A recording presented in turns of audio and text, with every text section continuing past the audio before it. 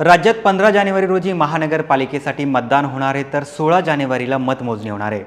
पण या निवडणुकीमध्ये तुम्हाला मतदान करण्यासाठी मतदार कार्ड आणि मतदान यादीमध्ये नाव असणे आवश्यक आहे।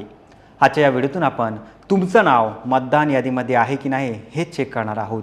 नमस्कार, मी सलमान शेख आणि आपण पाहताय एबीपी माझा। तर सर्वात आधी तुम्हाला निवडणूक आयोगाच्या वेबसाईटवरती जायचं आहे आणि त्यानंतर तुम्हाला सर्च युअर वोटर लिस्ट यावरती क्लिक करायचं आहे। आता तुमच्या समोर एक नवीन पेज ओपन होईल। यामध्ये तुम्हाला 3 ऑप्शन मिळतील। तुम्ही इपिक नंबरने किंवा तुमची माहिती भरून यासोबत तुमचा मोबाईल नंबर जर लिंक असेल तर तुम्ही त्याद्वारे देखील शोधू शकता। आपण सध्याला सर्च बाय डिटेल्स हा ऑप्शन निवडूया। इथे तुम्हाला तुमचं राज्य, भाषा, नाव, तुमच्या वडिलांचे नाव, जन्मदिनांक, वय, लिंग, जिल्हा आणि विधानसभा मतदारसंघ हे भरायचं आहे। त्यानंतर तुम्हाला खाली एक कॅप्चा कोड भरावा लागेल।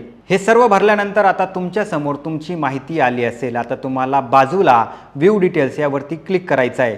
यानंतर तुमचं नाव, तुमचं मतदान केंद्र याची सर्व माहिती खाली आली असेल। खाली तुम्हाला प्रिंट वोटर इन्फॉर्मेशन यावरती क्लिक केल्यानंतर तुम्हाला PDF देखील डाउनलोड करता येणार आहे। तर मित्रांनो, ही पद्धत फॉलो करून तुमचं नाव मतदार यादीमध्ये आहे की नाही हे तुम्ही चेक करू शकता। तुम्हाला ही माहिती कशी वाटली आम्हाला नक्की कळवा आणि जास्तीत जास्त लोकांपर्यंत हा व्हिडिओ शेअर करा आणि पाहत रहा एबीपी माझा।